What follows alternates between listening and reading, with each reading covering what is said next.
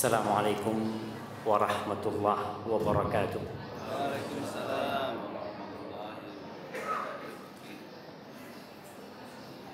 Innal hamdalillah. Sungguh segala puji hanya milik Allah Jalla Jalaluh. Nahmaduhu wa nasta'inuhu wa nastaghfiruh. Kita senantiasa memuji Allah atas segala nikmat kebaikan yang senantiasa Allah curahkan kepada kita. Dan kita memohon ampun hanya kepada Allah atas segala dosa-dosa yang kita lakukan. Dan kita memohon pertolongan dan bantuan hanya kepada Allah.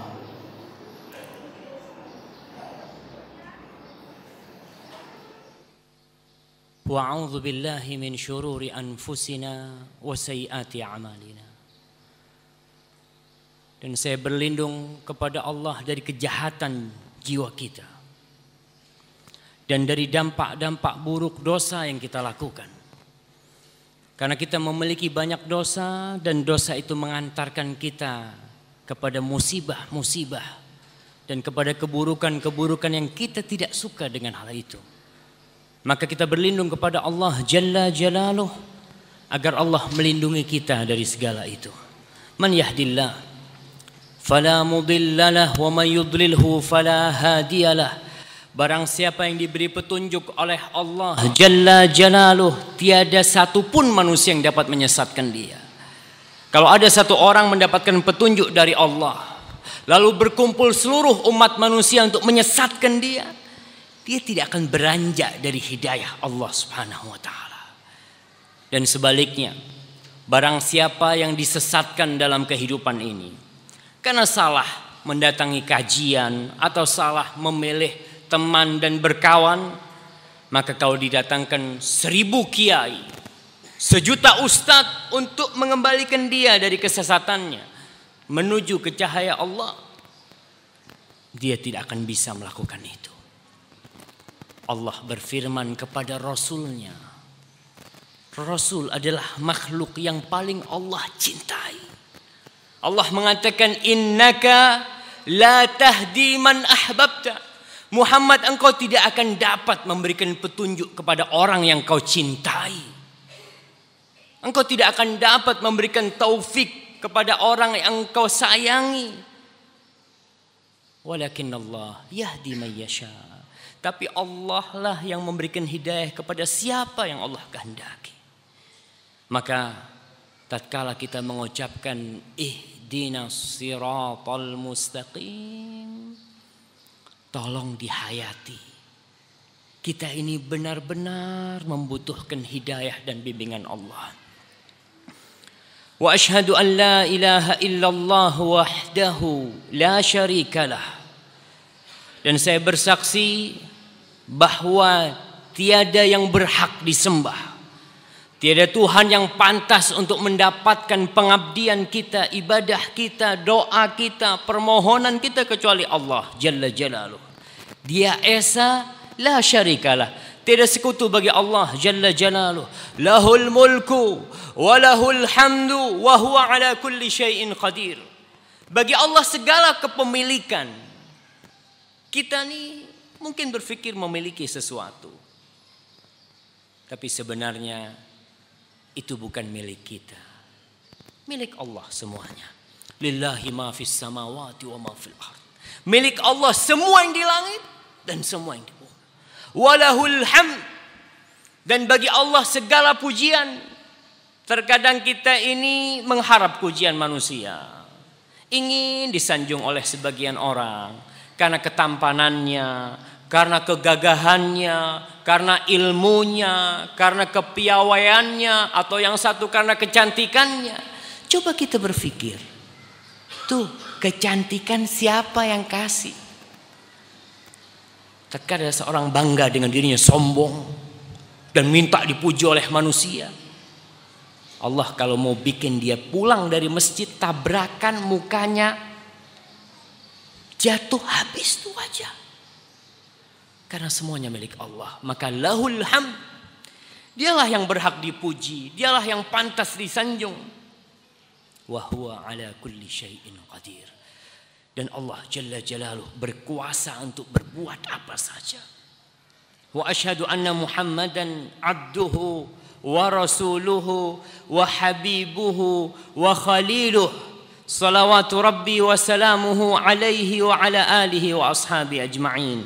Dan saya bersaksi bahwa Muhammad ibnu Abdullah sallallahu alaihi wasallam adalah hamba utusan Allah. Beliau hamba. Allah menyebutnya subhanalladzi asra bi 'abdihi.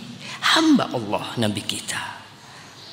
Dan beliau bangga dengan sebutan hamba Allah. Wa rasuluh, dan dia adalah utusan Allah. Kita semua ini orang Islam ya. Nah, apa konsekuensi kita mengatakan Muhammad Rasulullah? Ana kasih 2 hadiah. Baik. Kita ini ngaku umatnya Nabi Muhammad. 4 konsekuensinya. Kalau jawab 2 nggak dapat hadiah. Jamaah. Mengikuti apa yang diperintahkan. Meninggalkan apa yang dilarang. Menyukai apa yang disukai. Terus kalau enggak 4 enggak dapat hadiah, kita sepakat sudah jamaah. Nah. Marah apabila ada yang menghina Rasulullah SAW. Iya, jawabannya benar tapi bukan untuk pertanyaan ini. Anak kasih 1 hadiahnya. Nah, fadhal. 4 konsekuensi kita mengatakan Muhammad Rasulullah sallallahu alaihi wasallam. Jamaah. Nah, fadhal. Beribadah sesuai dengan perintahkan Rasul SAW. Jamaah aja tuh. Tidak beramal yang tidak dicontohkan Rasul. Sama yang pertama sama tuh. Toib, kayaknya kasih lah, antum udah dapat. Toib, kirim ke sana itu jamaah. Yang pertama, catat tuh. Nah, konsekuensi kita sebagai umatnya Muhammad sallallahu alaihi wasallam, ta'atuhu fima amar. Yang pertama sebelum itu, tasdiquhu fima akhbar. Membenarkan semua informasi yang disampaikan oleh Rasul sallallahu alaihi wasallam. Apa aja Nabi menyampaikan, kita percaya. Mau masuk akal kita, nggak masuk akal kita. Mau semua manusia mengatakan nggak benar tuh. Tapi kalau kita yakin nih ucapan Rasul sallallahu alaihi wasallam, kita percaya.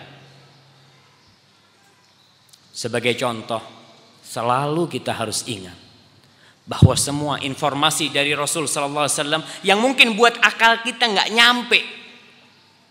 Terkadang orang mengatakan nggak logis. Rasul sallallahu alaihi wasallam mengatakan idza waqa'al ina wa idza waqa'adz dzubabu fi ina'i ahadikum falyaghmis. Kata Rasul sallallahu alaihi wasallam, kalau lalat itu masuk ke tempat minum kalian, tempat makan kalian, kata Rasul suruh celupin. Tsummal yulqihi. Terus buang. Celupin, buang. Bukan dicelupin terus antum untal itu. Itu dibuang. Kata Rasul SAW, fa inna fi ihda janahiha da' wa fil ukhra shifa. Kata Rasul SAW, di satu sayapnya lalat itu ada penyakit, di satunya ada penawarnya. Percaya antum? Lalat jemaah, banyak bakterinya.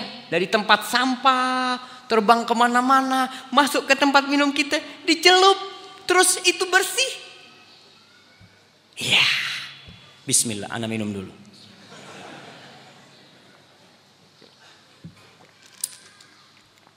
Sebagian dokter di Mesir ketika baca hadis itu nggak masuk akal. Secara medis nggak bisa tuh. Itu lalat kotor banyak bakterinya masuk ke tempat makan kita, minum kita. Boleh kita minum? Enggak. Yang namanya ilmu kedokteran ini, ilmu itu apa istilahnya? Berubah terus. Ada penemuan dokter fulan yang dulunya bilang A nanti bilang B terus. Alat-alat kedokteran, alat-alat medis juga semakin canggih. Akhirnya mereka mengadakan penelitian. Ternyata benar. Kata mereka itu lalat ada racunnya. Ketika dicelup penawarnya dia lepaskan.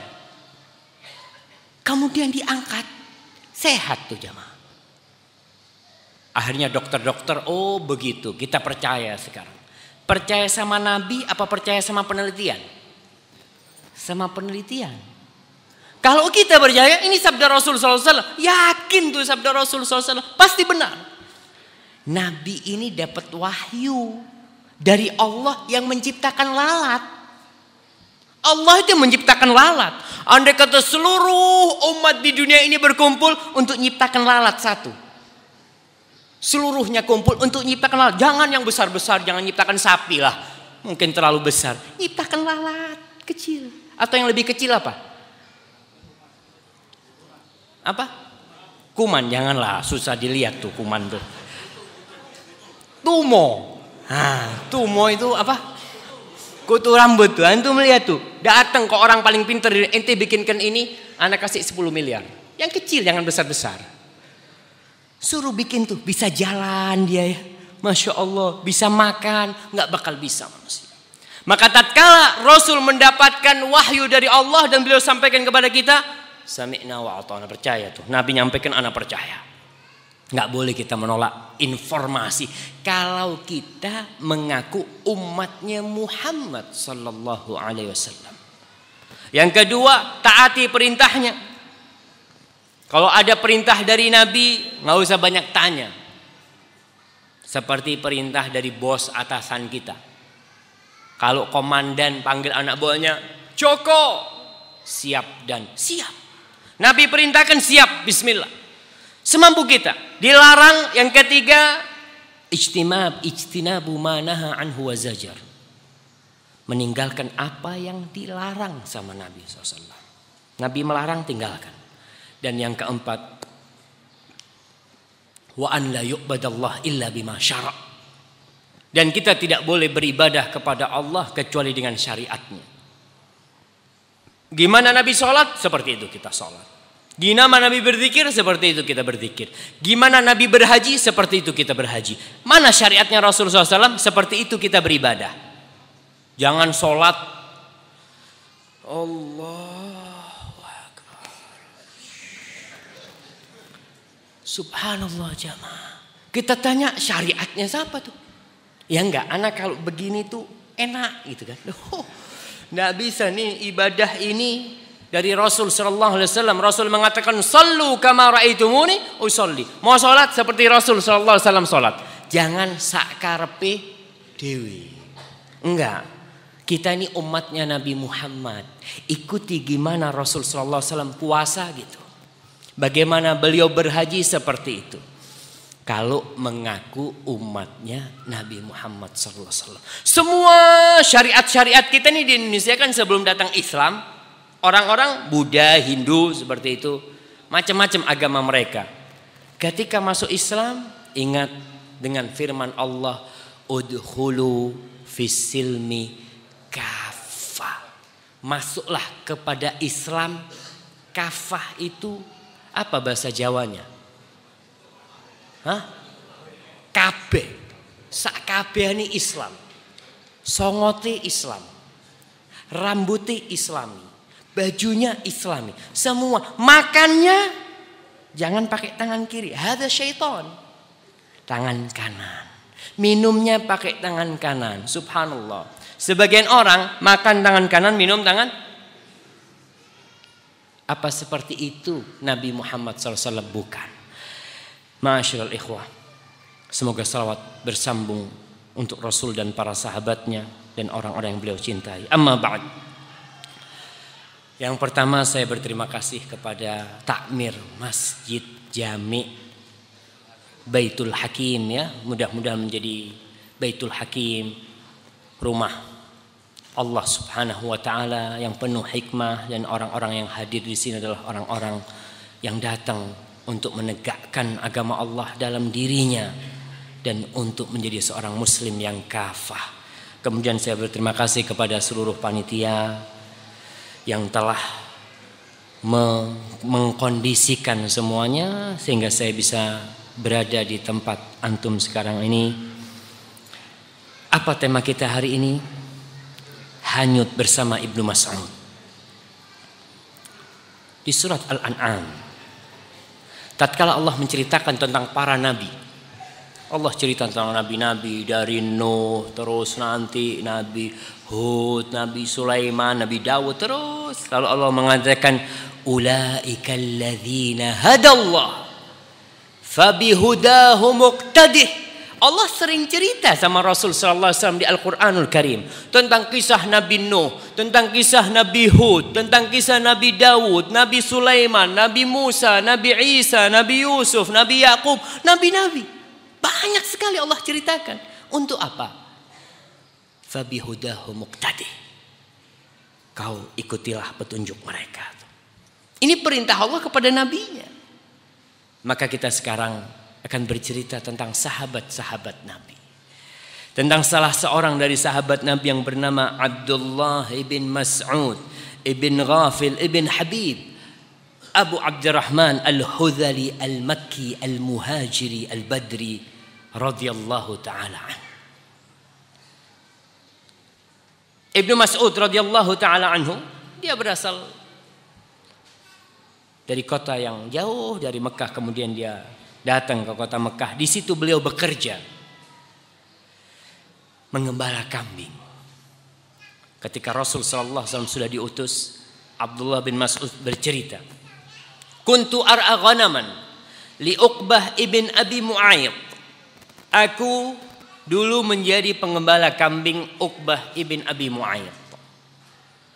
Famarra bi Rasulullah sallallahu alaihi wasallam wa Abu Bakar. Kemudian ketika aku mengembala kambing itu, lewatlah Rasulullah sallallahu alaihi wasallam bersama Abu Bakar As-Siddiq. Faqala ya gulam, hal min laban? Wahai bocah, ada enggak susu? Susu kambing. Qala qultu na'am, ada susunya. Walakinni mu'taman. Lihat nih, seorang yang masih musyrik, belum masuk Islam, Ibnu Mas'ud. Dia ketika ditanya, ada susu? Ada susu. Tapi aku orang yang dikasih amanah. Ini bukan milikku. Aku dikasih amanah untuk jaga nih kambing. Jadi aku nggak bisa ngasih kau susu atau gimana. Ini amanah.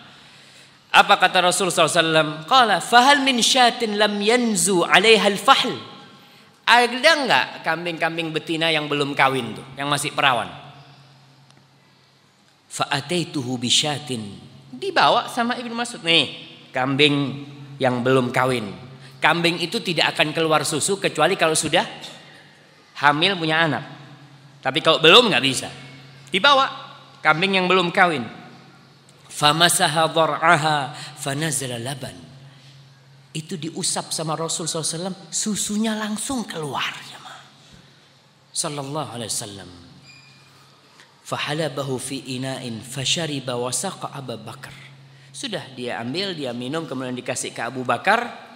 Thumma qala lidh-dhara' iqlis. Lalu Nabi mengatakan kepada, apa istilahnya kalau susunya kambing itu?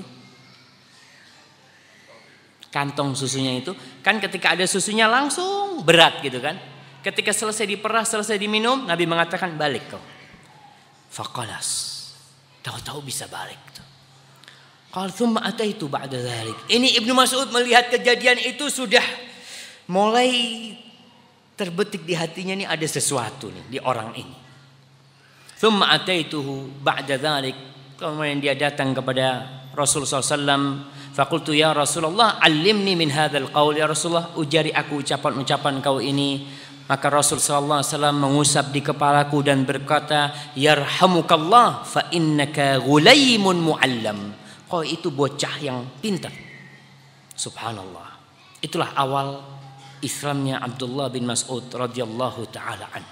Ada apa dengan Ibnu Mas'ud? Dia memiliki keutamaan yang banyak sekali. Yang kata Ibnu Mas'ud radhiyallahu taala anhu, "Lau anni a'lamu anna 'alal ardi ahadan ya'lamu fi kitabillahi jalla wa ala akthar mimma a'lam tablughuhul mati la rahaltu ilaihi. Andai kata aku tahu di muka bumi ini ada orang yang lebih pintar dari aku dalam Al-Qur'anul Karim, aku akan datang belajar sama dia. Ibnu Mas'ud bukan karena sombong, karena dia yang menyatakan aku ini belajar sama Nabi. Beliau orang Islam yang ke-6 atau ke-7 yang masuk Islam. Ketika semua penduduk dunia nggak ada yang Islam kecuali 5 orang, Ibnu Mas'ud jadi yang ke-6 masuk Islam dan bersyahadat bahwa la ilaha illallah. Beliau termasuk yang hijrah ke Habasyah sebelum hijrah ke kota Madinah radhiyallahu taala anhu. Dan Nabi SAW membenarkan nih bagaimana Ibnu Mas'ud.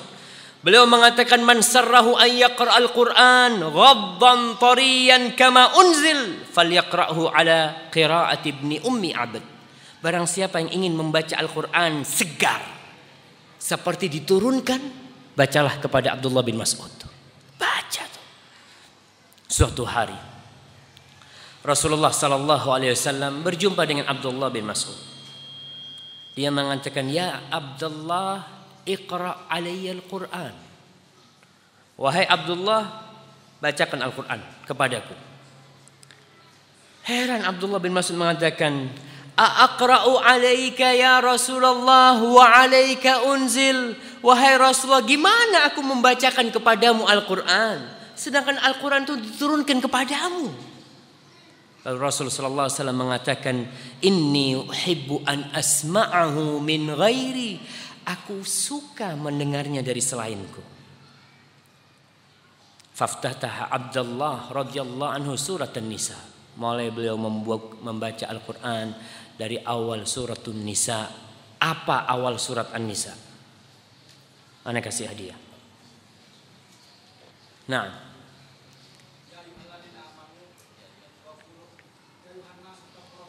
Masya Allah, barakallahu fikum. Ya ayuhan nasu taqu rabbakumul ladzi khalaqakum min nafsin wahidah. Terus baca oleh Abdullah bin Mas'ud sampai kepada ayat nomor 41 dan 42. Sampai kepada firman Allah, fa kaifa idza ji'na min kulli ummatin bi syahid waji'na bika ala haula'i syahida. Ketika itu Rasul sallallahu alaihi wasallam mengatakan kepada Abdullah bin Mas'ud, hasbuk, cukup Abdullah bin Mas'ud, cukup. Abdullah bin Mas'ud memandang kepada Rasul sallallahu alaihi wasallam. Beliau melihat air matanya menetes. Arti ayat ini bagaimana? Ketika kita datangkan setiap umat itu dengan saksi-saksinya. Ketika mereka sudah ada saksi-saksinya dan kita datangkan engkau Muhammad sebagai saksi untuk semua. Subhanallah.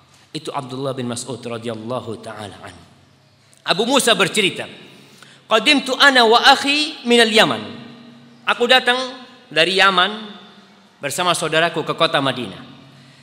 Famakathna hinan. Kita sampai di kota Madinah itu melihat Ibnu Mas'ud ini sama ibunya keluar masuk rumah Nabi. Biasa sekali sama ibunya. Keluar masuk rumah Rasul sallallahu alaihi wasallam.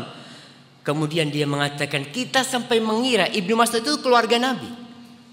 Karena seringnya beliau masuk ke rumah Rasul sallallahu alaihi wasallam.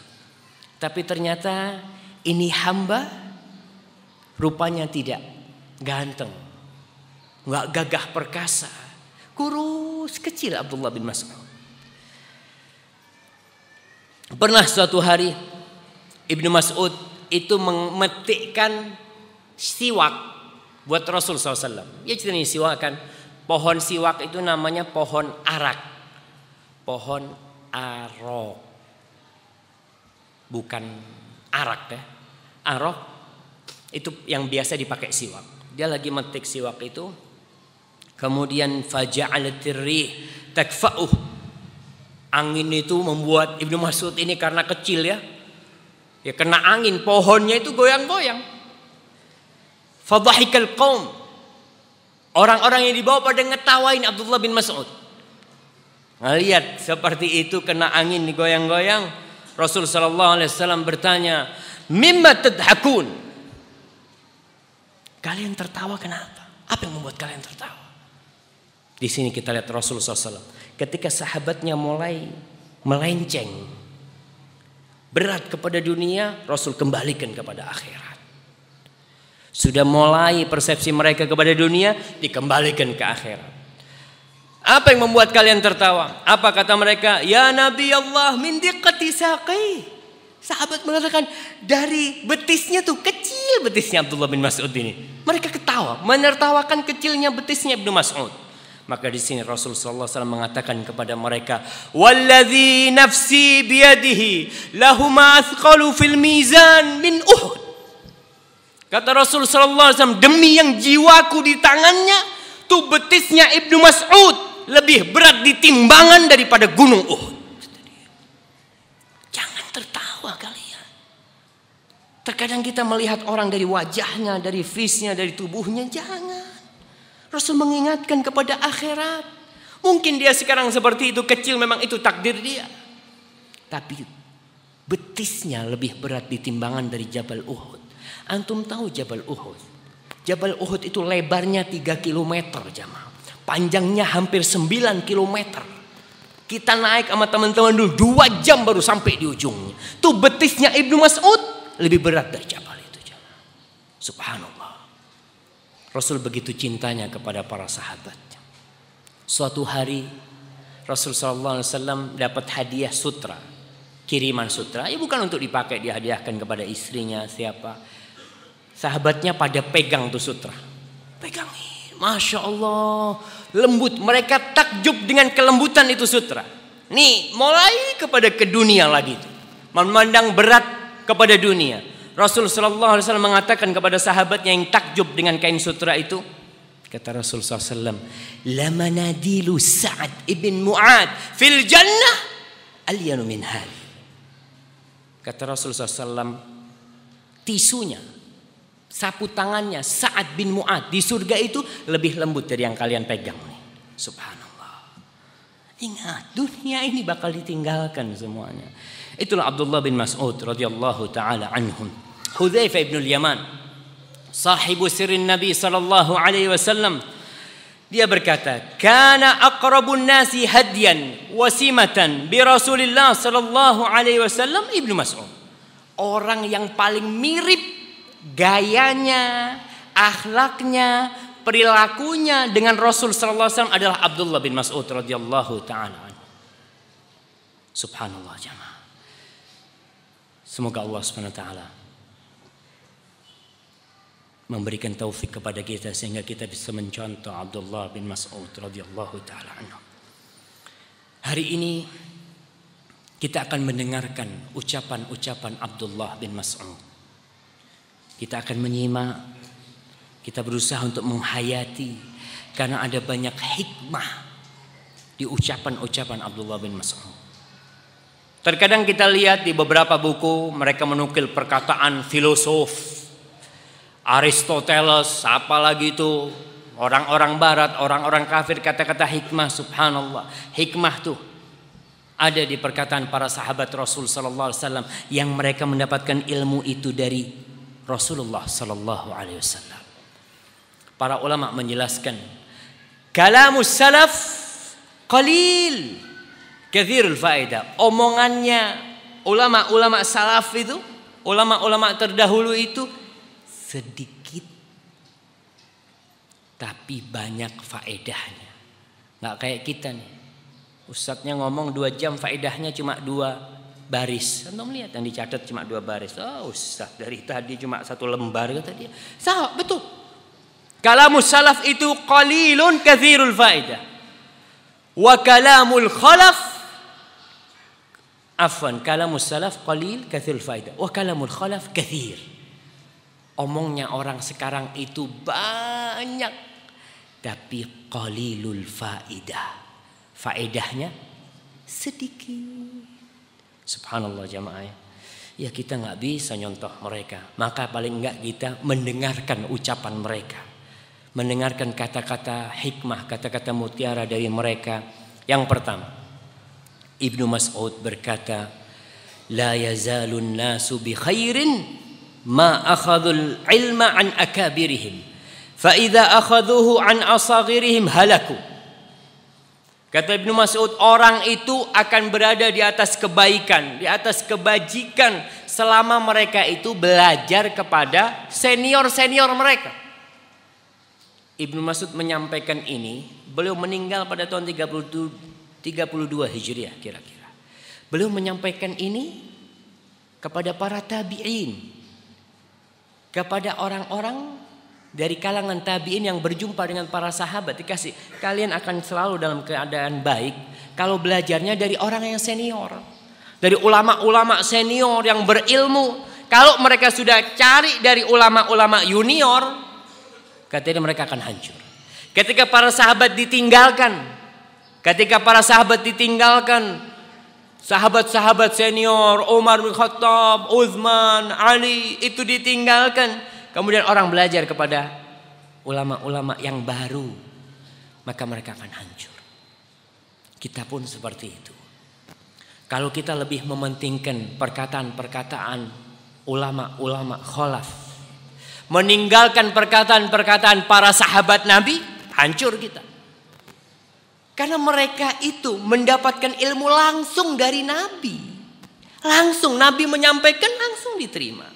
Kemudian disampaikan kepada para tabi'in. Maka kita harus belajar sekarang ini mendalami ucapan-ucapan para sahabat Rasul SAW. Mereka lah senior umat ini. Mereka adalah khairul qurun. Rasul SAW mengatakan khairun nas qarni, thumma alladhina yalunahum, thumma alladhina yalunahum. Sebaik-baiknya manusia itu adalah yang di zamanku. Kemudian yang selanjutnya, kemudian yang selanjutnya. Itu manusia terbaik dan kepada mereka kita harus belajar.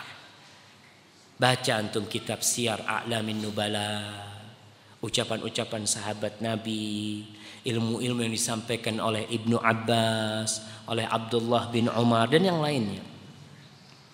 Kemudian perkataan beliau yang lainnya, innaha satakunu umurun mushtabihah fa'alaikum bitta'udah. Fa iyyakunir rajul tabi'an bil khair khairun min an yakuna ra'san fis syarr. Kata Ibnu Mas'ud, hati-hati.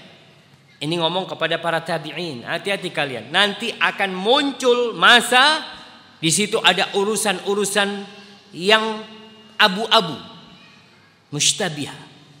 Dari satu sisi dipandang kayaknya halal, dipandang dari sisi satunya kayaknya haram. Mushtabihah, nggak jelas tuh. Dengar ulama mengatakan fulan mengatakan boleh, fulan mengatakan nggak boleh. Kok seperti ini? Ibnu Mas'ud mengatakan alaikum bitta'udah. Kalian pelan-pelan menghadapi masalah itu. Jangan ceroboh, jangan tergesa-gesa memberikan fatwa seenaknya ngomong. Ya. Kadangkala seperti sekarang fitnah-fitnah yang terjadi, ada satu mendukung, satu tidak mendukung. Pelan-pelan. Beliau mengatakan seseorang itu menjadi pengikut kebaikan, menjadi pengikut. Jadi dia tidak mengasih fatwa, tapi dia ikut fatwa orang, fatwa ulama yang lainnya. Itu lebih baik daripada dia jadi komandan dalam kejahatan. Dia yang memfatwakan pertama kali, akhirnya dia menjadi komandan dalam kejahatan itu. Hati-hati. Dalam masalah-masalah yang abu-abu kembalikan kepada para ulama. Contohnya masalah apa? Kemarin ribut, boleh enggak mengucapkan selamat Natal? Ada yang mengatakan tidak boleh, ada yang mengatakan boleh. Terus kita ini gimana? Satu mengatakan, wah boleh kata dia. Subhanallah jemaah. Ibnu Mas'ud mengatakan, al-iqtisadu fis sunnah afdal minal ijtihad fil bid'ah. Kita mencukupkan diri dengan yang sunnah itu lebih baik daripada bersemangat, giat tapi dalam urusan yang bid'ah. Kembali kepada tadi urusan tuh mengucapkan selamat Natal. Islam adalah agama yang paling toleransi. Makanya tidak perlu ngajarin toleransi kepada Islam. Nggak perlu. Sejarah membuktikan bagaimana Rasul SAW berdampingan hidup dengan orang Yahudi. Bagaimana Umar bin Khattab ketika menerima kunci-kunci Masjidil Aqsa di Palestina. Sampai hari ini jamaah, orang Kristen, keturunannya orang Nasoro, dari zamannya Umar bin Khattab sampai hari ini masih ada tuh di sana. Dan sampai hari ini gereja-gereja orang Nasoro dari zamannya Umar bin Khattab menaklukkan Palestina sampai hari ini ada tuh gerejanya. Jadi kalau mau ngomong toleransi jangan diajarin umat Islam toleransi. Cuma Islam itu agama yang hak. Maka dia memiliki prinsip dalam urusan agama, lakum dinukum waliyati. Kita ini benar-benar ditempa sebelum salat subuh, qabliyah subuh apa yang dibaca? Qul ya ayyuhal kafirun, qul huwallahu ahad. Yang dibaca ba'diyah maghrib, qul ya ayyuhal kafirun, qul huwallahu ahad. Selesai tawaf, qul ya ayyuhal kafirun, qul huwallahu ahad. Ketika salat witir, qul ya ayyuhal kafirun, qul huwallahu ahad. Itu untuk menanamkan dalam urusan akidah. Subhanallah. Kita kalau sedang ngeliat tuh ada yang abu-abu, ada yang nggak jelas, kembalikan kepada sunnah Rasulullah SAW. Nabi itu berdampingan sama orang Yahudi. Tuh sahabat berdampingan dengan orang-orang Nasoro dan mereka hidup aman, tentram. Tidak ada satu sahabat pun yang mengucapkan selamat Natal. Tapi para sahabat menghormati mereka. Abdullah ibn Amr ibn As ketika budaknya motong kambing, apa kata Abdullah? Tetanggaku yang Yahudi. Yang Yahudi. Murid-muridnya tanya, ya Aba Abdurrahman, Al-Yahudi? Kau mau kasih sama yang Yahudi? Nah, aku mendengar Rasul sallallahu alaihi wasallam bersabda, "Ma zala Jibril yusini bil jar hatta dhanantu annahu sayuwarrithu." Jibril itu tak henti-hentinya mewasiatkan kepada aku agar aku berbuat baik kepada tetangga sampai aku kira tetangga itu akan dapat warisan. Baik tetangganya non muslim. Urusan mustabihat yang abu-abu ini kembalikan kepada sunnah Rasulullah SAW. Sudah hati-hati. Kita kembalikan kepada ulama-ulama yang mereka lebih mengerti untuk memberikan fatwa. Dan kita ini orang awam ketika terjebak dengan urusan yang abu-abu itu.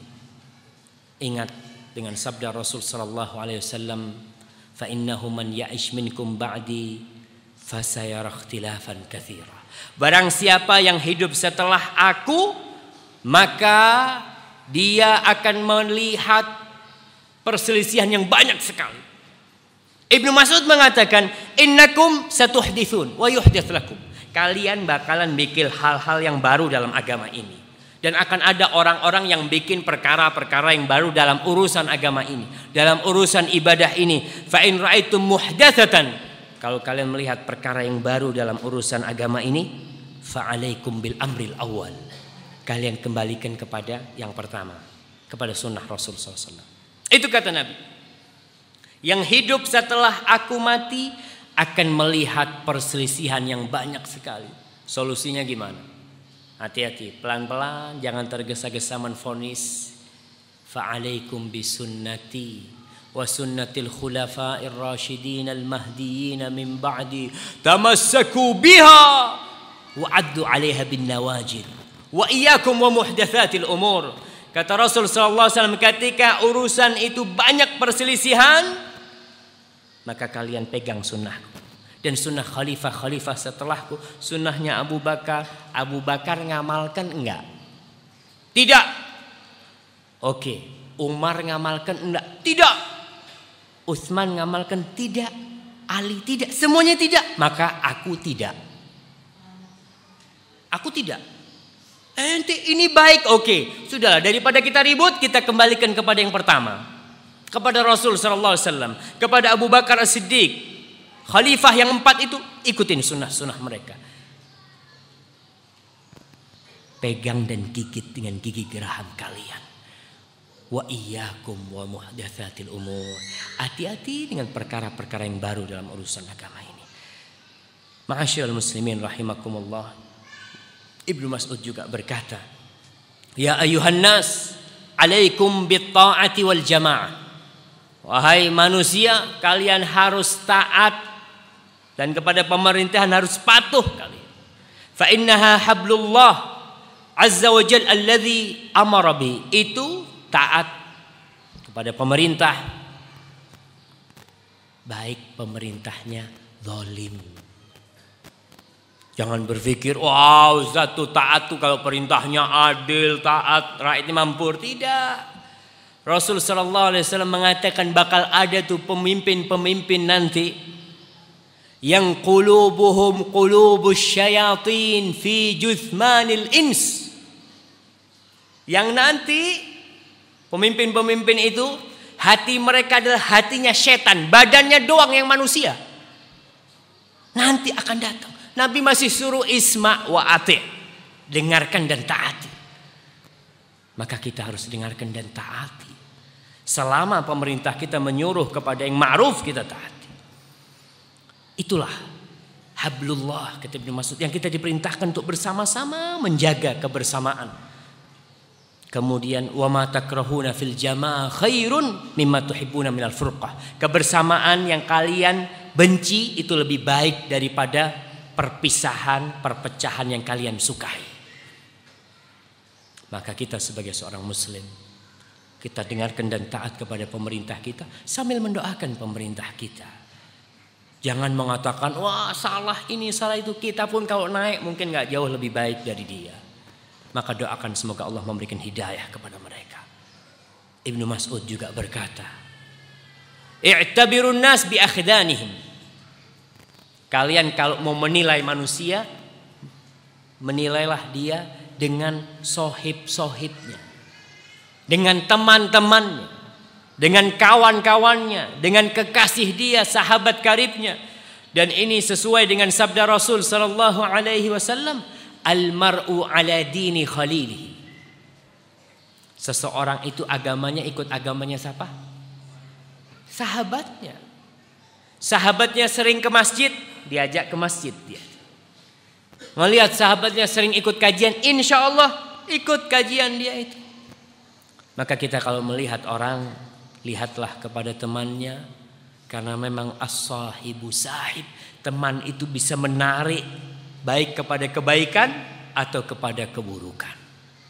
Ketika kita mendapatkan teman yang buruk, berusaha untuk meninggalkan dia. Kalau kita tidak ingin menjadi korban dia. Ma'asyiral muslimin rahimakumullah. Ibnu Mas'ud berkata dalam urusan ini, dalam urusan mencari teman, mencari sahib, beliau mengatakan aktsiru min dzikrillah. Kalian banyak-banyak berzikir kepada Allah Subhanahu wa taala. Wala 'alaika alla tashaba ahadan illa a'anaka 'ala dzikrillah. Kau kalau cari teman, carilah teman yang membantumu berzikir. Jadi cari sahib, cari kawan yang membantu kita berzikir kepada Allah Subhanahu wa taala. Bukan kawan main bola, bulu tangkis, apa? Oh, main musik apalagi, jadi pemusik lah. Kalau sudah temannya di sana mainnya di kafe-kafe, ya sudah seperti itu. Sampai anak punya sahib di Surabaya, anak punya sahib tukang minum semua. Tapi anak selamat tidak minum. Anak cuma rokokan sama dia. Subhanallah. Iya, ketika dia lulus keluar dari pondok, dia datang ke pondok, cerita seperti itu. Dapat berapa tahun, kita dengar kabar dia sudah jadi peminum, jadi preman, jadi apa-apa. Nggak bisa jamaah. Nabi SAW mencontohkan berteman dengan teman buruk itu seperti bersahib sama pandai besi. Itu percikan-percikan apinya tuh biar kebakar kita. Awalnya pertama lepas sedikit ya, nggak kena, lama-lama dibakar tuh. Subhanallah, maka kita harus berhati-hati dalam masalah teman ini, jangan meremehkan sahib. Orang yang suka ke masjid kemudian berteman dengan orang yang tidak suka ke masjid, lama-lama nggak ke masjid. Karena teman itu akan membisikkan, gampang lah. Kenapa anak-anak kita kok jadi perokok? Karena sahib, karena teman. Antum lihat yang perokok dulu. Kalau punya teman perokok, ente nggak gentle, ente nggak ngerokok ente. Kata dia. ente banci gitu kan. Lama-lama digitukan kan, iyalah anak nyoba. Akhirnya jadi perokok. Nanti setelah rokok naik ke ganja, naik ke sabu-sabu, habis. Maka dari awal pintunya harus ditutup. Jangan berteman kecuali dengan orang yang bertakwa kepada Allah Subhanahu wa ta'ala. Ibnu Mas'ud berkata, Inni la akrahu an ara rajula farighan laisa fi amali akhirah wala dunya. Aku ini enggak suka melihat orang itu nganggur. Aku tidak suka melihat orang itu nganggur, tidak ada kerjaan urusan dunia, tidak pula urusan akhirat, nganggur. Antum lihat, orang kalau bekerja dapat hasil paling tidak urusan dunia. Maka penganggur itu seharusnya kalau dia nganggur urusan dunia, jangan nganggur urusan akhirat. Para orang tua yang pensiun, jangan nganggur. Duduk di rumah. Katanya orang kalau pensiun itu sebenarnya Ustaz nunggu mati. Tiap hari lihat tanggalan dicoret. Kok tidak mati-mati? Nggak ada kerja. Benci Ibnu Mas'ud dengan orang yang nganggur, nggak dunia, nggak akhirat. Oke, sudah pensiun, bismillah, anak kejar akhirat sekarang. Apalagi fulus sudah dapat, bismillah, kejar akhirat. Di rumah duduk-duduk nggak ada kerjaan, bersih-bersih rumah tidak, berkebun tidak, bantuin orang tua tidak, berangkat ke masjid, bismillah, anak mau ngaji, baca Al-Quranul Karim. Antum ketika di ruang tunggu. Di ruang tunggu itu waktu paling nikmat untuk berzikir. Nunggu dokter ya. Antrian nomor 20. Biasanya orang kalau ngantri itu hatinya gundah gulana. Masya Allah. Nomor biro. Pitu. Nomor pitu. Sudah bismillah ambil Qurannya. Bismillah. Dapat 3 juz itu. Masya Allah. Antum kalau nggak nganggur, kalau nggak di ruang tunggu tuh nggak bisa tuh 1 juz habis.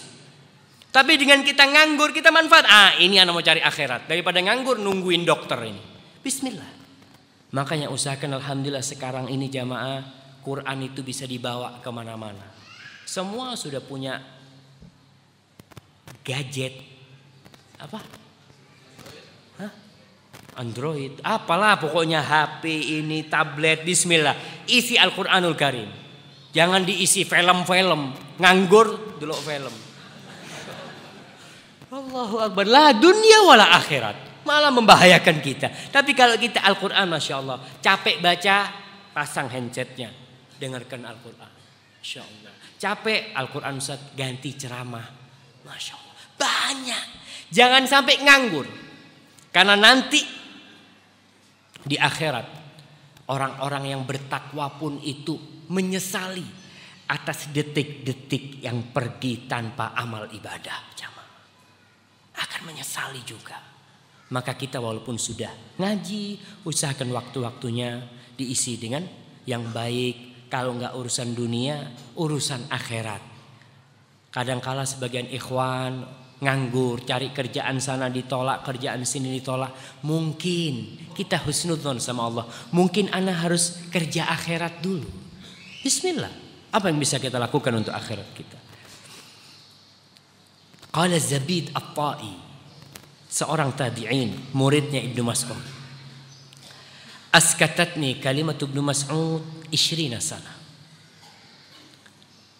Ada satu perkataan Ibnu Mas'ud yang membuat aku diam selama 20 tahun. Aku berusaha untuk menjaga omonganku.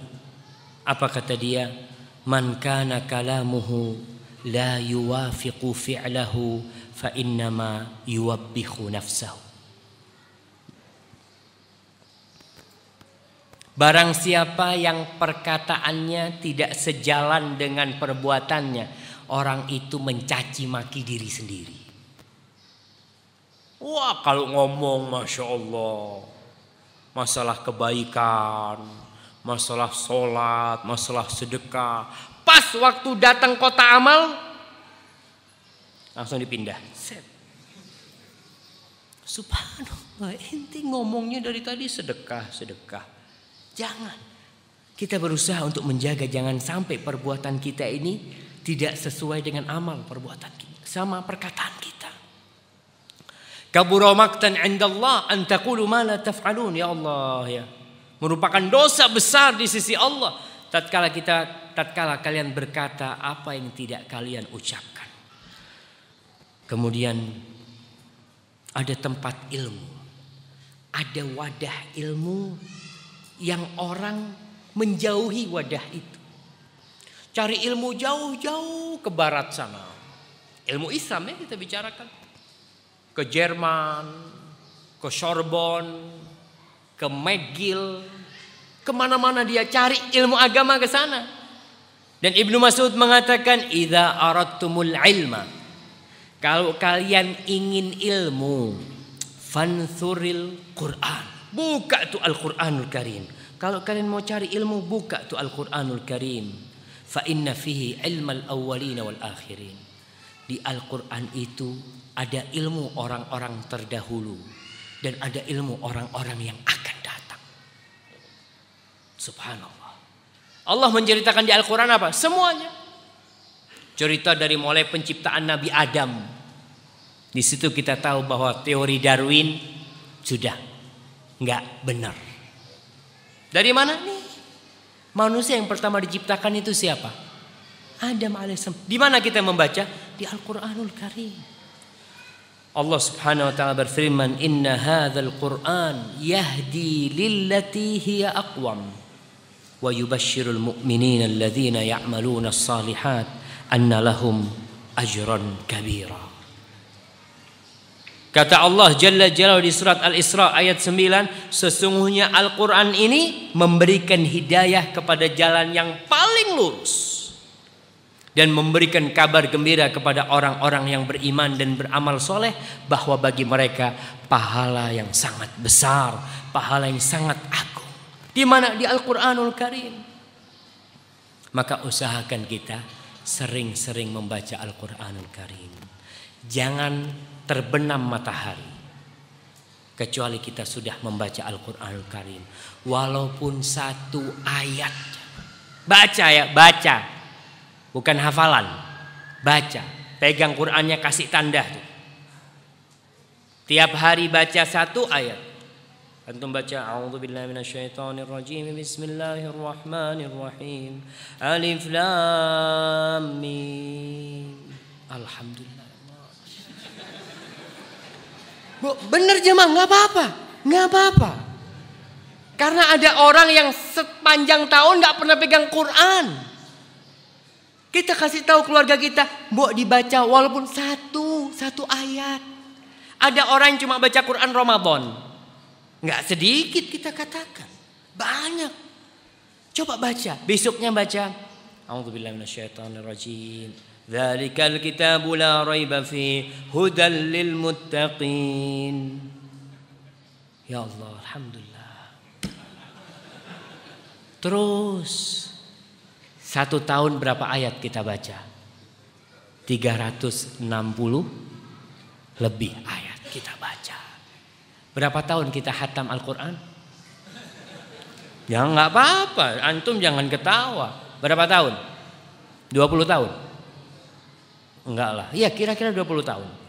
Anggap 18 tahun kita khatam Quran. Antum bayangkan, ada yang sampai umur 60 tahun tidak pernah khatam Al-Quranul Karim. Ada.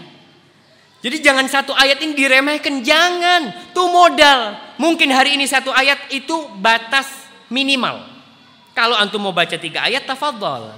Tapi tiap hari jangan sampai antum tidur kecuali sudah tuh setoran. 1 ayat sudah dibaca, kasih tandanya Al-Quranul Karim. Dan Al-Quran sudah mudah tadi, mau pakai tablet, tapi apa, atau mau beli Quran kecil, dibawa selalu, bismillah. Tapi jangan sampai matahari tenggelam kecuali kita sudah baca. Atau kita tidur kecuali sudah baca. Sakit pun tetap. Dalam kondisi sakit tetap, capek enggak? Anak harus utangnya, anak harus bayar. Harus setoran, 1 ayat itu. Dan man qara'a harfan min kitabillah, falahu bihi hasanah wal hasanatu bi asyri amthaliha la aqulu alif lam mim harf. Jamaah, ana izin minum dulu ya.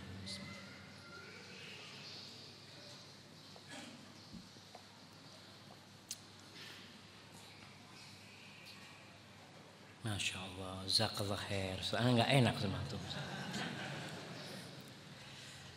Alif lam mim itu bukan satu huruf. Tapi alif lam mim itu berapa huruf? 3 huruf. Kita baca alif lam mim dapat berapa kebajikan? 30 jamaah. Coba kita bayangkan. Kalau kita baca alif lam mim dapat 30.000. Insya Allah dari pagi sampai sore kita akan baca Al-Quranul Karim. Yang jadi masalah pahalanya itu ghaib. Sebagian orang dikasih pahala akhirat. Ustadz, bisa nggak pahalanya diambil di dunia, Ustadz? Subhanallah. Man bana lillahi masjidan. Barang siapa yang bangun masjid buat Allah, Allah akan bangunkan rumah kan? Orang kasih semen masjid 1. Ustadz, bisa nggak pahalanya semen 1 ini, Ustadz? Rumah di dunia. La ilaha illallah. Kita memandang akhirat itu remeh. Padahal dunia yang remeh sebenarnya. Maka tolong, itu Al-Quranul Karim disempatkan membaca walaupun 1 ayat. Kemudian Ibnu Mas'ud berkata tentang masa tabi'in. Beliau mengatakan, innakum fi zamanin kathirun ulama'uhu qalilun khutaba'uhu. Kalian berada di masa, di satu zaman yang ulamanya banyak. Karena para sahabat masih banyak pada waktu itu. Dan ulamanya banyak, tukang ceramahnya sedikit. Berarti ada perbedaan antara ulama dan tukang ceramah. Apa bedanya? Anak kasih hadiah. Apa bedanya ulama dan tukang ceramah? Mana jemaah? Fadhal.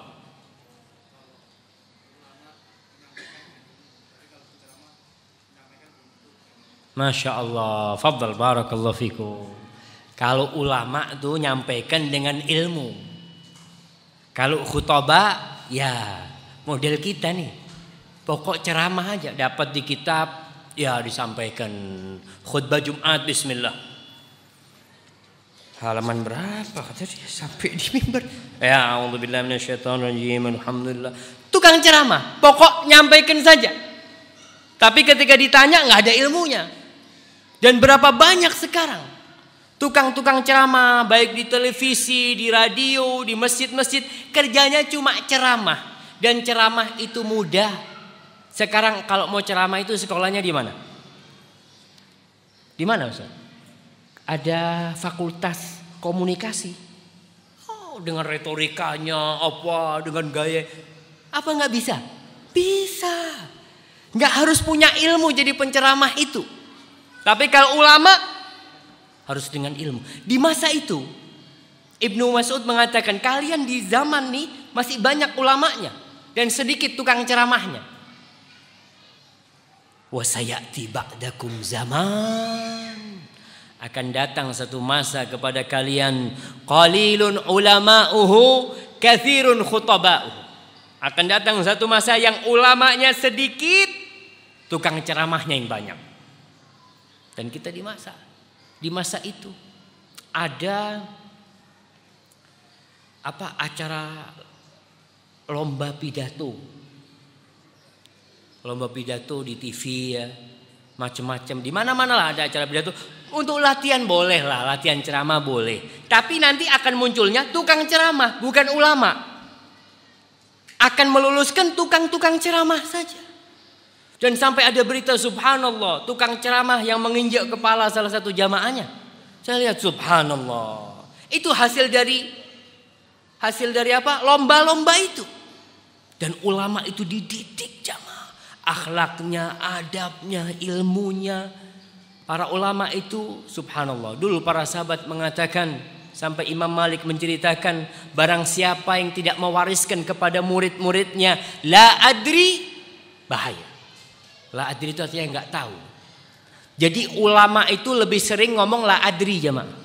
Nggak tahu. Ketika ditanya dia ngomong nggak tahu. Tapi kalau tukang ceramah ketika ditanya takut dikatakan nggak bisa jawab, dia akan jawab dari timur, barat. Subhanallah. Katakan la adri. Berapa seringnya ana hadir di majelis Syekh Abdul Muhsin Al-Abbad, muhaddits kota Madinah. Ketika ditanya beliau mengatakan la adri, la adri. Wallahu a'lam, la adri.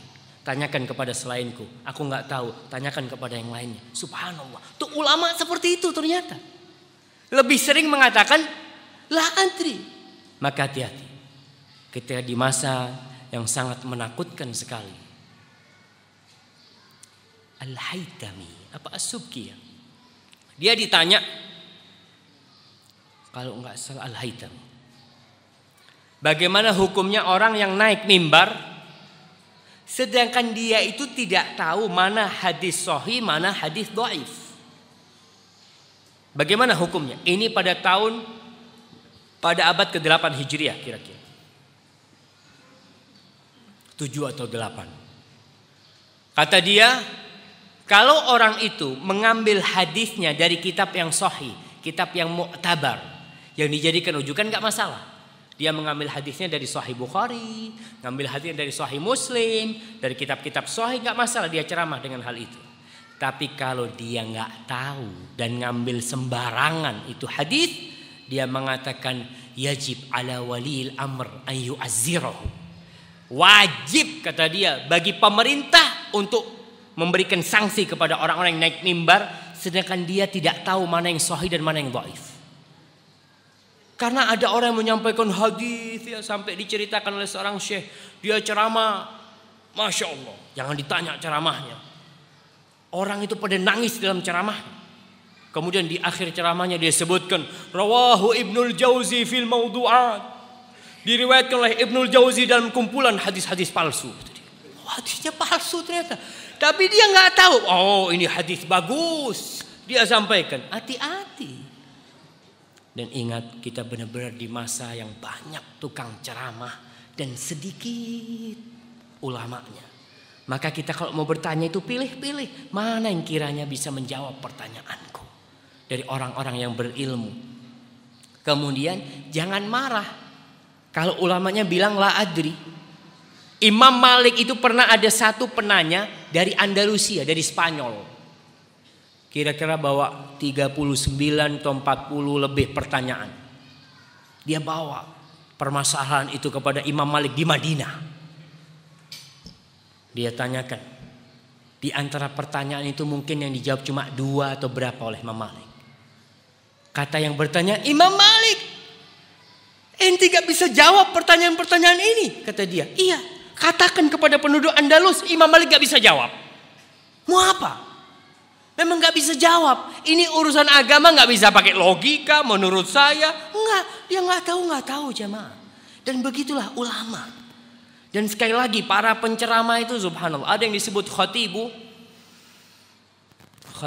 Syam, khatibu Damaskus, penceramah Damaskus. Di sebuah kitab diceritakan tentang seorang penceramah yang dia ahli ceramah. Ceramah di masjid khutbah Jumat biasanya rumahnya apa? Imam dan khatib masjid itu di sebelahnya masjid. Si suaminya ceramah nih. Ceramah tentang zuhud, tentang sedekah, tentang cinta akhirat. Kalian sedekahkan dari yang kalian cintai. Lan tanalul birra hatta tunfiqu mimma tuhibbun. Udahlah pokoknya semua tentang akhirat dan tentang bersedekah untuk hidup zuhud di dunia. Biasanya hari Jumat itu hari pesta. Istrinya masak macam-macam, masak kambing, macam-macam sudah. Dia dengerin suaminya ceramah. Masya Allah, suamiku berubah, kata dia. Jadi orang yang zuhud. Akhirnya itu makanan disedekahkan sama istrinya. Selesai pulang suaminya ke rumah. Mana makanannya? Datangkan ke sini. Makanan apa? Loh, yang biasa. Loh, anak kira ente sudah berubah, kata dia. Anak tadi dengar ente ceramah, ya suruh sedekah, suruh macam-macam. Ante anak ini ceramah buat mereka, bukan buat ente. Itu dia. Subhanallah jamaah. Ada orang-orang yang memang Ya sekedar ceramah itu hanya untuk mencari dunia, mendapatkan kedudukan. Hati-hati. Kita di masa yang banyak tukang ceramahnya, sedikit ulamanya.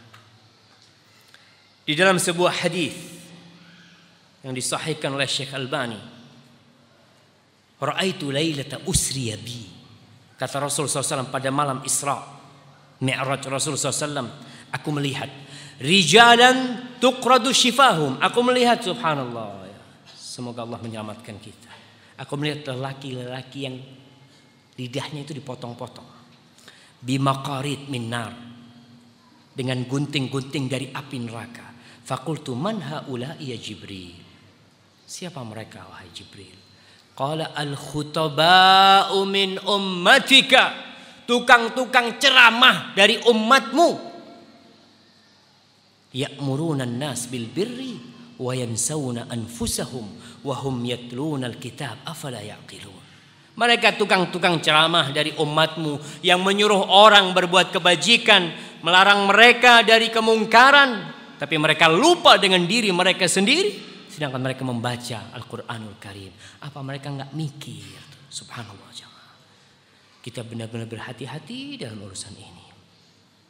Kemudian Ibnu Mas'ud berkata, Innar rajula la yuladu aliman wa innamal ilmu bitta'allum. Orang itu tidak dilahirkan langsung alim, nggak ada. Lahir langsung hafidul Quran, lahir langsung bisa umpamanya semua bahasa, nggak ada. Wa innamal ilmu bitta'allum, ilmu itu dengan belajar, berusaha dan berdoa memohon kepada Allah Subhanahu wa taala. Karena ada di masyarakat kita, nggak tahu di Madiun ini. Dulu saya ingat punya teman SD, saya mondok, dia juga mondok. Pulang liburan dia ngomong, Fik, belajar bahasa Inggris. Di mana katanya? Di Probolinggo apa di Pasuruan insyaallah tadi. Telung dino pinter bahasa Inggris. 3 hari bisa bahasa Inggris. Enak itu. Iya, nanti dibaca-bacain sama gurunya langsung bisa bahasa Inggris. Masya Allah. Kalau gitu tutup kursus-kursus itu bahasa Inggris. Oh iya, akhirnya dia berangkat pulang sampai sekarang tidak bisa bahasa Inggris. Tidak bisa jamaah. Belajar ilmu itu dengan belajar. Ada orang yang mau dulu istilahnya apa? Bim salah bim. Set langsung pinter, nggak ada. Al ilmu bitta'allum. Jadi kita pun datang ke pengajian. Ibnu Mas'ud mengatakan, kun aliman au mustami'an au muta'alliman au mustami'an wala takun ar-rabi. Jadilah engkau orang yang alim. Kalau enggak bisa jadi orang alim, jadilah orang yang muta'allim, yang belajar. Kalau enggak bisa, jadilah orang ketiga, mustami'an, jadi pendengar, pendengar setia. Apa bedanya muta'allim sama mustami'? Di majelis kita ini ada 2. Ada muta'allim, ada mustami'. Apa bedanya? Ana kasih hadiah.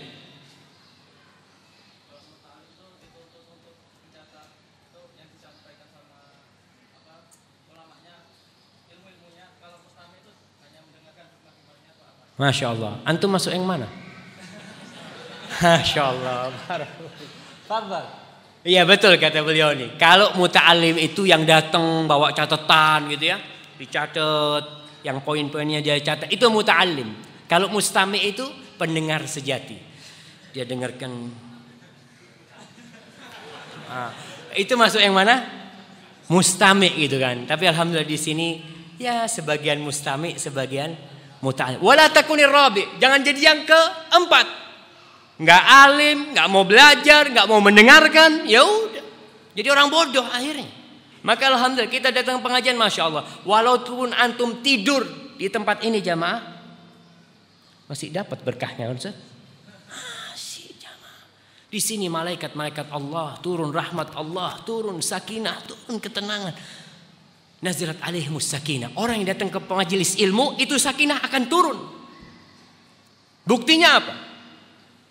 Antum lihat kalau khutib Jumat itu, Masya Allah, ceramah dengan semangatnya, jamaahnya sakinah itu. Masya Allah Nggak bisa itu di tempat maksiat, nggak bisa jamaah. Antum lihat kalau di kafe-kafe ada yang bisa tidur di sana? Nggak bisa.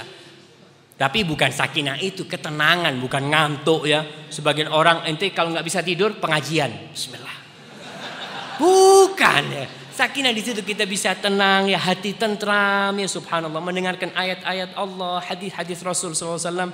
Nah, itu perkataan Ibnu Mas'ud radhiyallahu taala anhu, dan beliau mengatakan ta'allamul ilma qabla an yuqba. Beliau mengatakan kepada para tabi'in, kalian belajar ilmu sebelum ilmu itu diangkat. Wa qabduhu ayyadhhab ahlu, dan diangkatnya ilmu itu dengan matinya para ulama. Hati-hati. Wa iyyakum wat-tanattu' wat-ta'ammuq wal bid'ah wa 'alaikum bit-ta'tiq. Kata Ibnu Mas'ud ketika dia ngasih nasihat orang belajar, kau belajar sebelum ulamanya pergi itu, sebelum mereka mati, kau belajar sama mereka. Ini ucapan kepada para tabi'in supaya belajar kepada ulama-ulama senior dari para sahabat. Hati-hati kalian, jangan berlebih-lebihan, jangan keras-kerasan, jangan ekstrim. Kalian ikutin yang dulu. Ikutin Rasul sallallahu alaihi wasallam. Ikutin para sahabatnya. Udahlah, jangan macam-macam bikin ibadah ini itu, enggak usah. Kita lihat berbagai macam thariqah, cara ibadah di Indonesia, berbagai, subhanallah. Saya dapat kiriman jemaah salat. Orang salat ini kiriman video itu 40 detik cuma. Mereka bisa salat 4 rakaat.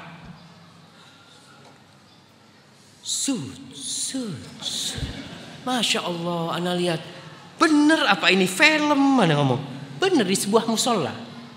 Itulah ajaran-ajaran. Hati-hati, belajar itu jangan sembrono, jangan sembrono ngaji. Nanti kita akhirnya ya ikut aliran yang macam-macam. Kita lihat yang disampaikan gurunya, qala Allah, qala Rasulullah. Perkataan Allah, perkataan Rasulnya, perkataan para ulama, perkataan para sahabat, perkataan Imam Syafi'i, Imam Malik, kemudian Imam Abu Hanifah, Imam Ahmad. Insya Allah ini benar kalau rujuknya ke sana. Tapi kalau sudah dalam ceramah, menurut saya, wah, menurut saya ini repot kalau ini menurut saya. Tapi kalau dia mengatakan afwan, ana nggak tahu ilmunya, ya insya Allah kita ikutin ulama-ulama yang seperti itu. Para jamaah, berapa menit lagi? Tafadhal. Ya, masih ada beberapa perkataan Ibnu Mas'ud. Beliau mengatakan, qala rajulun li Abdullah bin Mas'ud. Pernah seorang lelaki berkata kepada Abdullah bin Mas'ud, "Allimni kalimatin jawami'ah, mawani'ah." Wahai Ibnu Mas'ud, sampaikan kepada aku nih, ajarkan kepada aku beberapa perkataan yang sedikit tapi ngumpulkan semuanya. Ucapannya gak usah banyak-banyak. Kalau banyak-banyak tuh ngafalinnya susah. Tapi sedikit tapi artinya apa ya? Padat dan berisi. Apa kata Ibnu Mas'ud? La tusyrik billahi syai'an. Jangan engkau berbuat syirik kepada Allah sedikit pun. Wasiat Ibnu Mas'ud kepada orang ini seperti wasiat Luqman kepada anaknya. Wasiat pertama Luqman kepada anaknya apa? Ya bunayya la tusyrik billah inna syirka la zulmun azim. Syirik, hati-hati. Banyak orang mengatakan, apa itu syirik, ini syirik. Mana yang tidak syirik? Banyak yang tidak syirik. Makanya kita harus belajar. Jangan sampai kita melakukan tindakan perbuatan syirik, kita nggak tahu kalau itu syirik. Seperti orang-orang Islam, ketika dia bikin sesajen-sesajen pada malam satu syuro, ya, kemudian dia taruh di satu tempat, ya, syirik apa tidak jamaah? Oh enggak, saat ini cuma tradisi gitu. Iya, tradisi ini tradisi kesyirikan. Rasul Sallallahu Alaihi Wasallam yang diperangi itu tradisi. Yang diperangi Nabi itu tradisi. Islam datang, tradisinya orang-orang musyrik apa? Pakai jimat, ya. Mereka percaya sama pohon, naruh senjatanya dikeramatkan itu taruh di pohon. Pokoknya dia apa-apakan mereka. Itu tradisi mereka. Minta kepada patung-patung, itu tradisi mereka. Maka orang-orang kafir itu kalau ditanya, ente kenapa nyembah-nyembah ini? Apa jawaban mereka? Inna wajadna aba'ana ala ummatin. Dari dulu embah kita, nenek moyang kita kayak gini. Tradisi. Dan itu ucapan semua. Kaum-kaumnya Nabi yang Nabi berdakwah agar mereka meninggalkan kesyirikan, jawabannya selalu sama. Nenek moyang kita. Tradisi, kebiasaan, adat istiadat, melestarikan. Ya kalau adat istiadat yang bagus dilestarikan. Karena Islam itu menerima kebaikan-kebaikan. Tapi yang bertentangan dengan Islam jangan dilestarikan.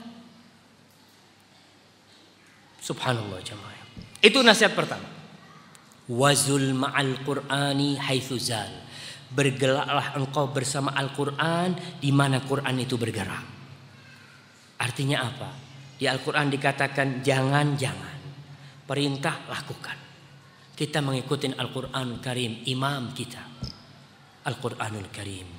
Wa man ja'aka bil batil faruddahu wa in kana qariban habiban. Barang siapa yang datang kepadamu membawa kebatilan, tolak dia. Walaupun orang itu orang yang kau cintai, kerabatmu, tapi dia menyampaikan kebatilan, tolak jamaah. Karena al-haq lebih kita cintai daripada kebatilan. Ma'asyiral muslimin rahimakumullah. Ibnu Mas'ud mengatakan tentang urusan lisan. Wallahi alladzi la ilaha illahu ma ala wajhil ardi syai'un ahwaj min ila tuli sijnin minal lisan. Enggak ada di muka bumi ini sesuatu yang lebih harus dipenjara lebih dari lisan kita. Harus dipenjara lisan kita itu.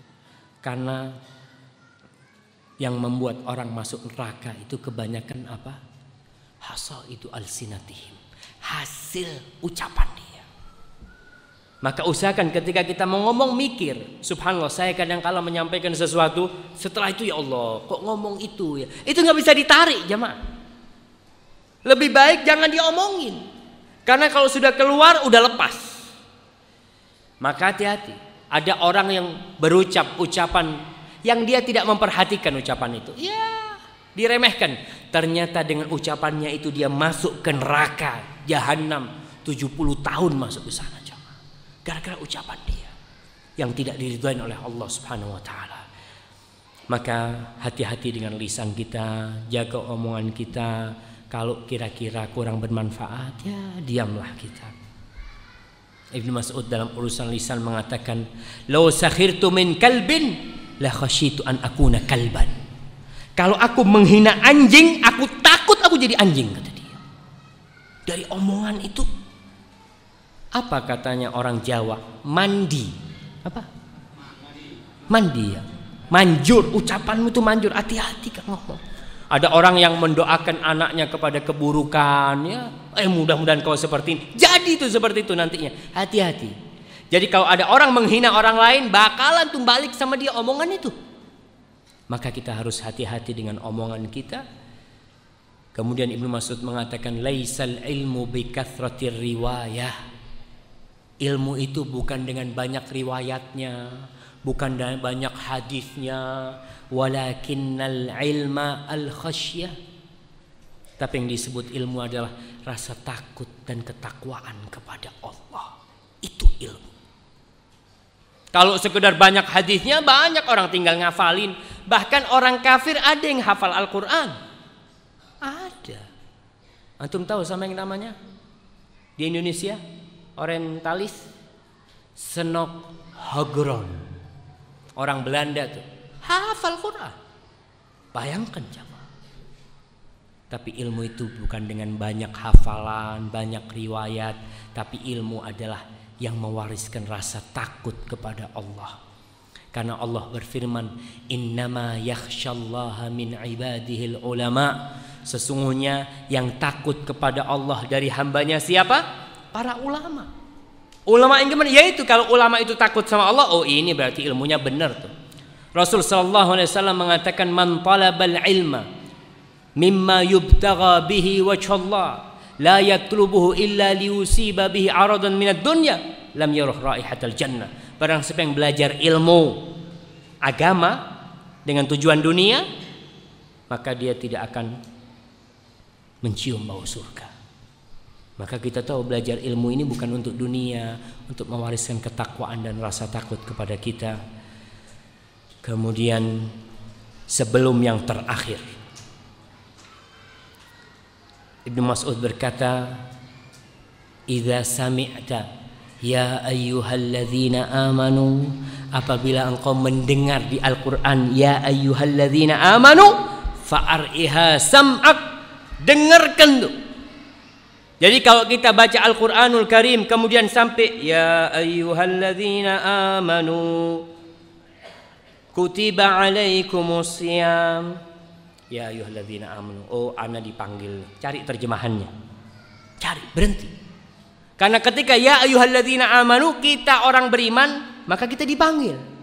Sering kita lewat ya ayyuhalladzina amanu, orang baca Al-Quran sampai hatam ya ayyuhalladzina amanu, tapi nggak pernah apa bahasanya, nggak pernah ngeh, nggak pernah apa tuh, nggak mudeng, maksudnya nggak mudeng, nggak respect gitu dia nggak respect tuh. Ada apa ya ayyuhalladzina amanu? Kau dipanggil.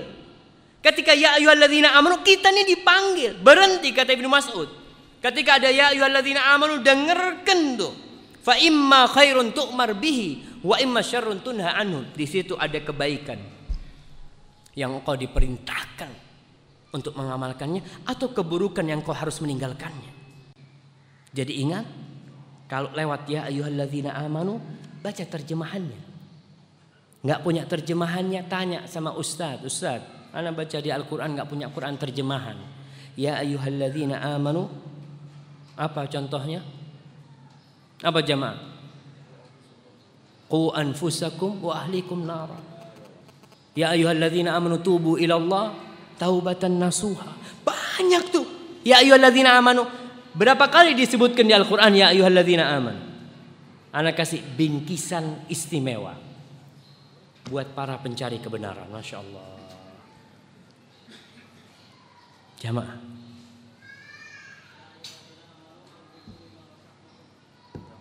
nah pertanyaannya, berapa kali ya ayyuhalladzina amanu disebutkan di Al-Quran?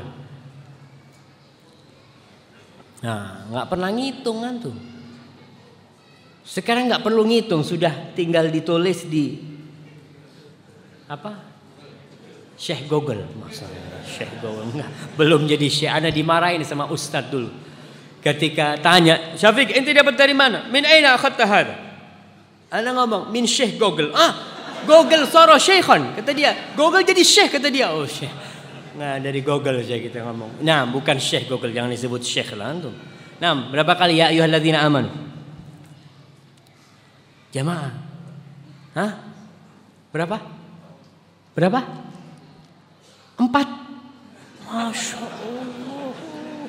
Jauh tuh. Jamaah. Ana tadi baru ngeliat. Sama baru ana ngeliat ternyata.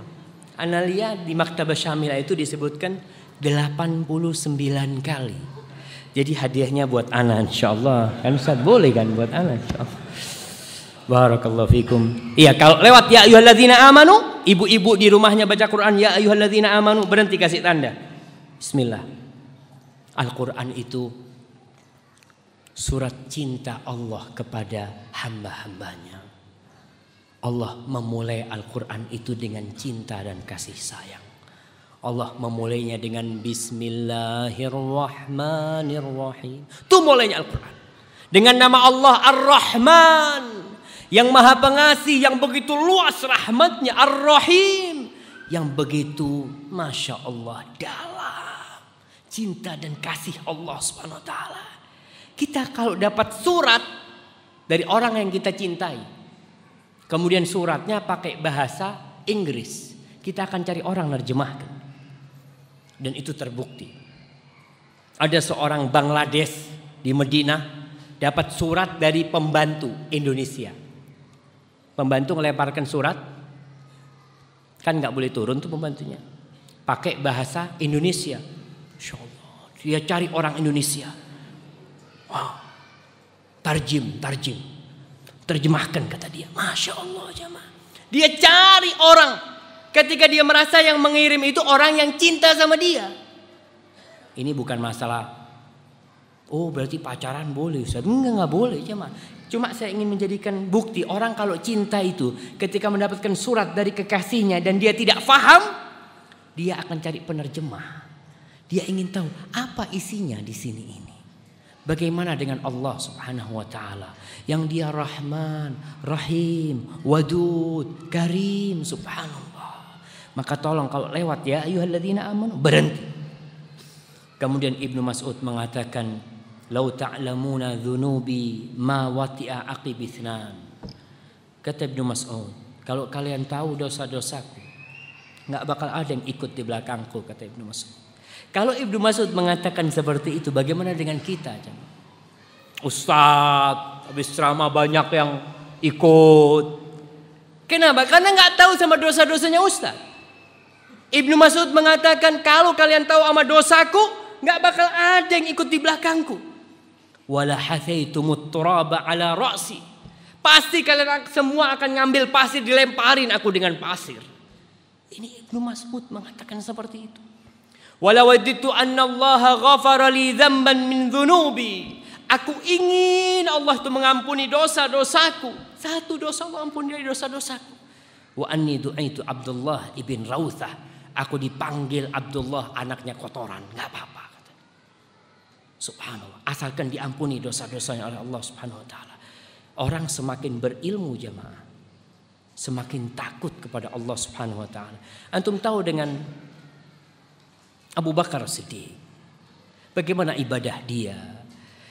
Yang kata Rasul sallallahu alaihi wasallam, "Law wuzina imanu Abi Bakrin bi imanil ummah, la rajaha imanu Abi Bakar."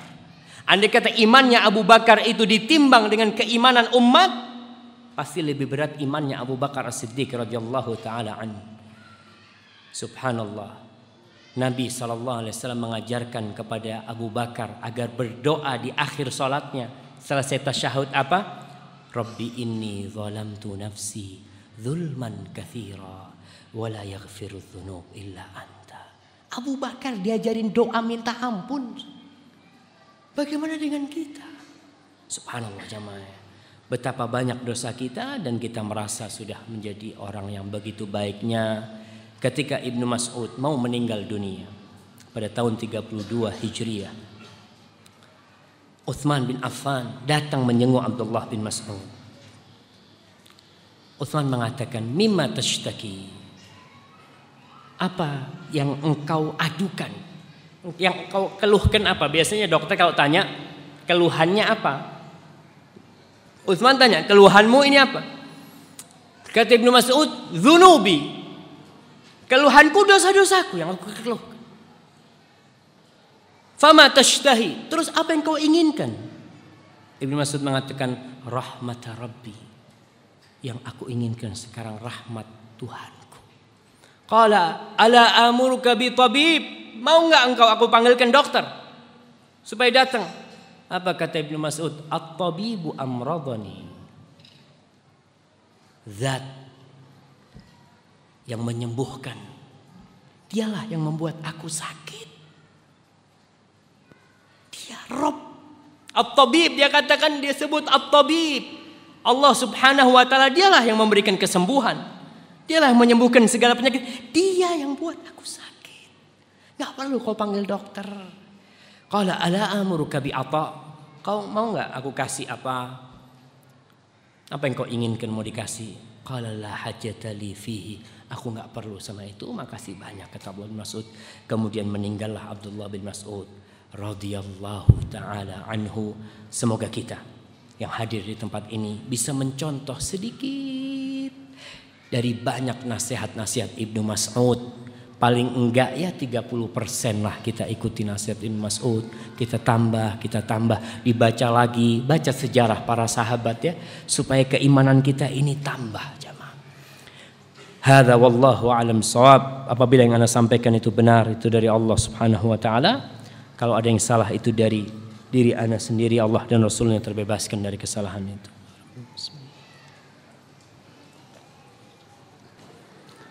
Naam, bismillah. Ustadz, terkait dengan perkara lisan, mohon nasihat jika kita diribah orang lain karena perbuatan buruk kita sendiri terhadap orang itu. Ana ucapkan syukron, jazakumullah khair, dari ikhwan Nganjuk, masya Allah, barakallahu fiik. Kalau kita diribain orang lain karena perbuatan buruk kita, maka kita harus memperbaiki diri kita.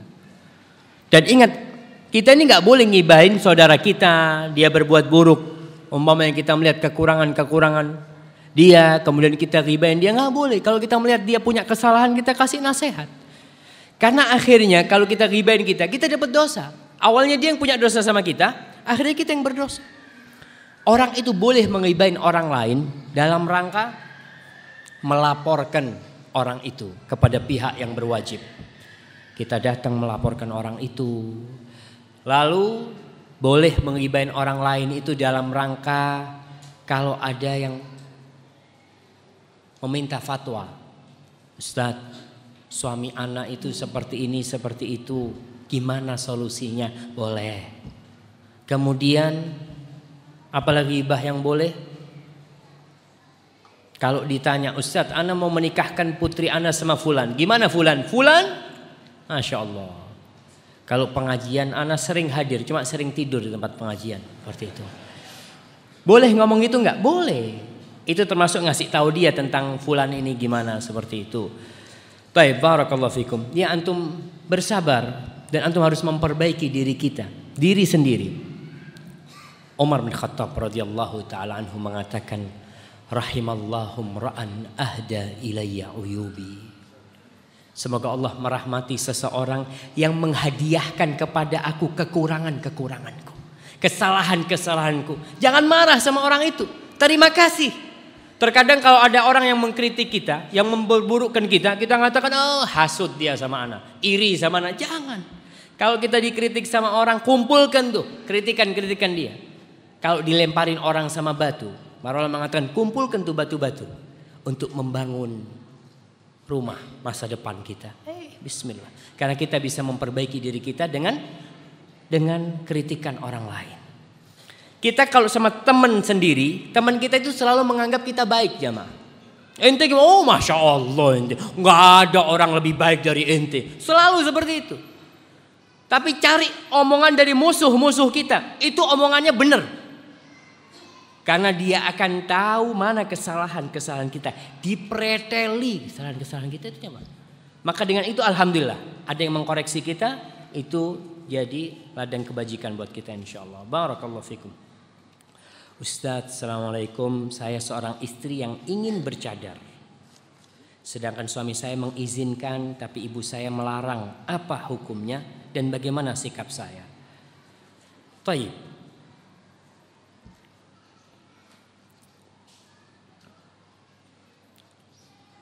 Seorang istri itu sudah diserah terimakan oleh orang tuanya kepada suaminya. Bapaknya itu udah ngomong zawwajtuka wa ankahtuka binti. Nih, ambil anak saya. Jadi ketika itu anak harus taat kepada siapa? Kepada suami di sini. Tapi dalam masalah seperti ini, ingat ibunda kita, dia itu kenapa dia tidak menyetujui mungkin putrinya memakai cadar. Dan masalah cadar ini kita tahu masalah hukumnya. Para ulama ada beda pendapat di sana. Ada yang mengatakan wajib, ada yang mengatakan itu sebuah fadilah, sebuah keutamaan seorang bercadar. Dan istri-istri Rasul SAW bercadar ya. Maka sampaikan kepada ibundanya dengan cara yang halus. Umi minta tolong Mi, anak ini kepingin seperti itu. Rayu ibundanya dan bismillah. Lalu pakai cadar itu. Insya Allah mudah-mudahan ibundanya meridhai. Dan sebagai seorang ibu ya, lihat kalau anaknya ingin berbuat baik, bismillah. Kalau anaknya berbuat jahat boleh dilarang. Tapi ketika dia berbuat kebajikan, fadhal. Namun jangan sampai menimbulkan fitnah yang lebih besar di keluarga ya. Barakallahu fikum.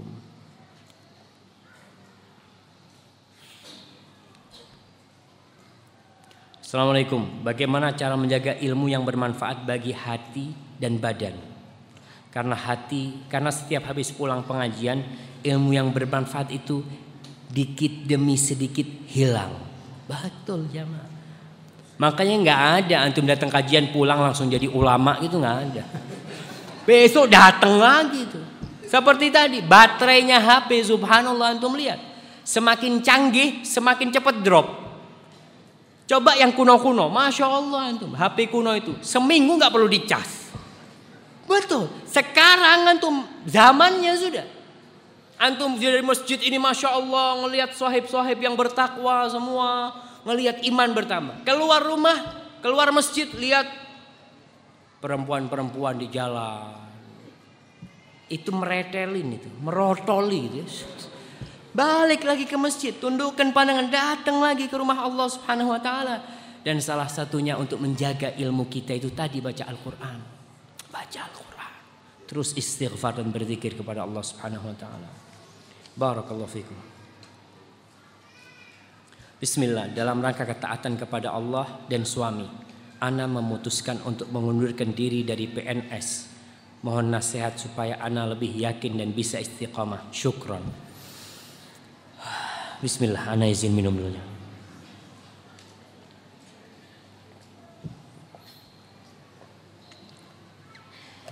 Nah, ingat bahwa yang wajib memberikan nafkah dalam keluarga adalah suami. 100% kewajiban memberi nafkah itu suami. Allah Subhanahu wa taala berfirman, "Ar-rijalu qawwamuna 'alan nisa bima faddalallahu ba'dahum 'ala ba'din wa bima anfaqu min amwalihim." Tuh, pemimpin, suami jadi pemimpin itu karena karunia Allah dan karena dia memberikan nafkah. Jadi ketika seorang lelaki menikah, udah, kalau dulu yang ngasih nafkah bapak ibunya nih, sekarang suaminya yang wajib memberikan nafkah. Jadi ketika seorang istri sudah menikah, sudah. Kalau memang suaminya memberikan nafkah, bismillah, taati suaminya dan surga. Kita taat kepada, kita meninggalkan pekerjaan kita nih karena taat kepada suami. Suami tidak mau dan suami minta kepada istri agar mendidik anaknya. Bismillah. Insya Allah Allah akan berkahi. Jangan berpikir, Ustaz, nanti saya kalau diceraikan suami nggak punya pekerjaan. Subhanallah. Orang menikah jangan berpikir cerai. Terkadang orang tua itu nyuruh anaknya sekolah. Nak, kau harus sekolah tinggi, nak. Kau harus bekerja, nak. Nanti kalau diceraikan sama suamimu kau sudah punya pekerjaan. Kawin belum? Kawin belum sudah dipersiapkan untuk cerai. Di situ ketika seorang istri punya pekerjaan, biasanya lebih mudah pisah dengan suaminya. Karena dia mengatakan nggak apa-apa, anak bisa cari makan sendiri. Subhanallah jamaah. Kehidupan rumah tangga ini saling melengkapi.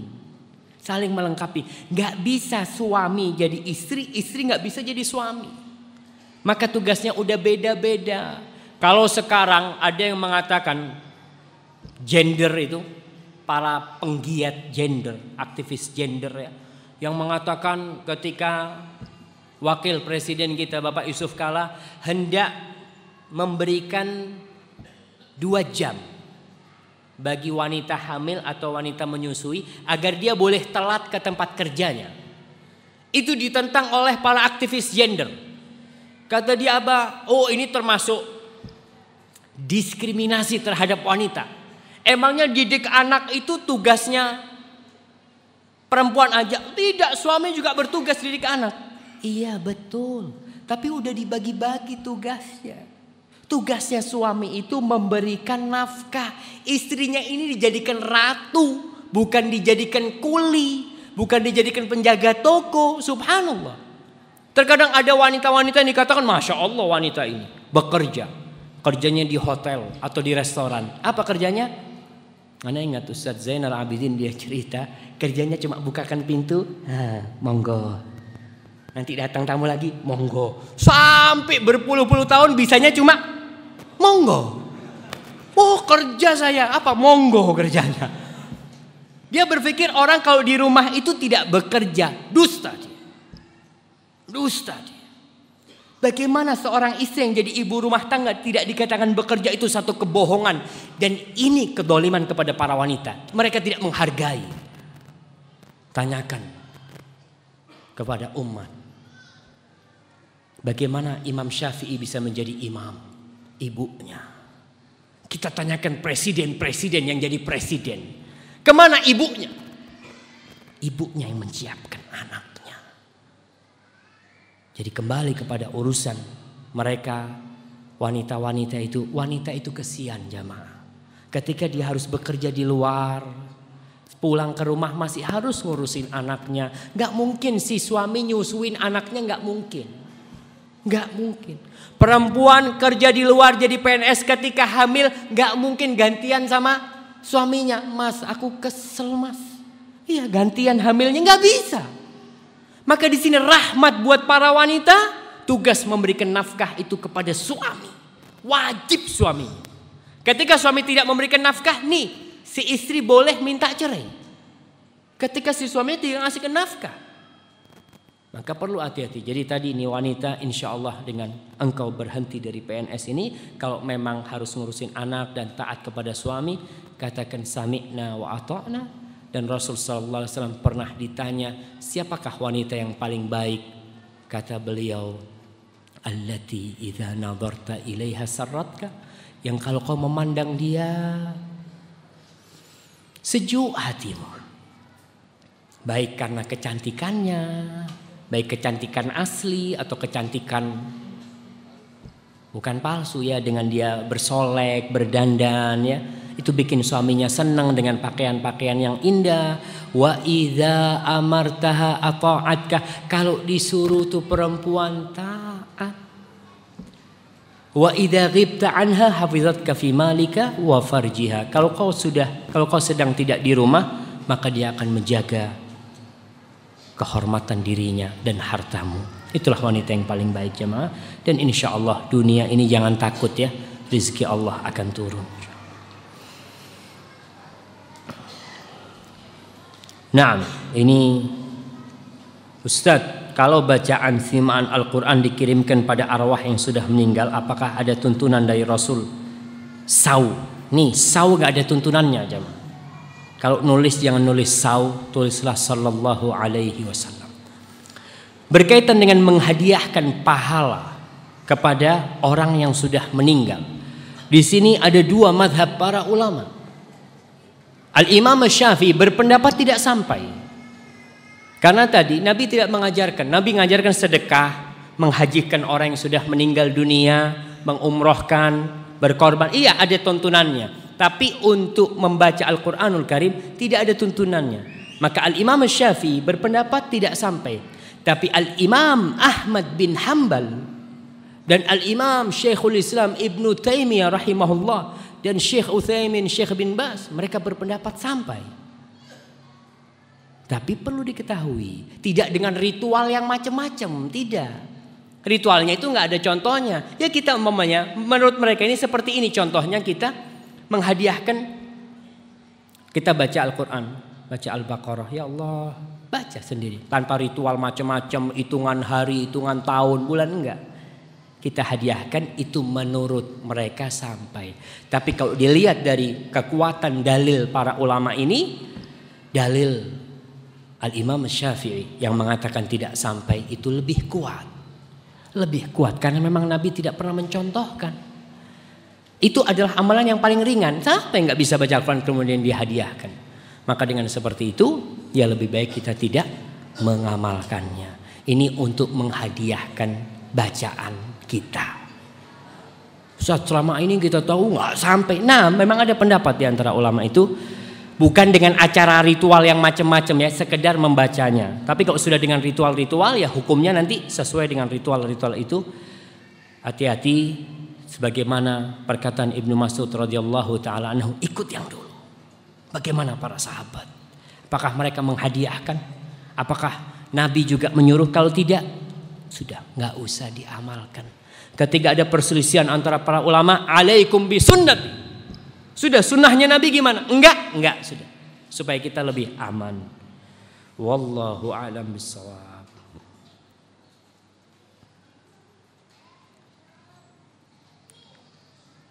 Jika saya jadi orang tua yang dalam pemeliharaan penjagaan anak Bagaimana cara saya supaya anak tetap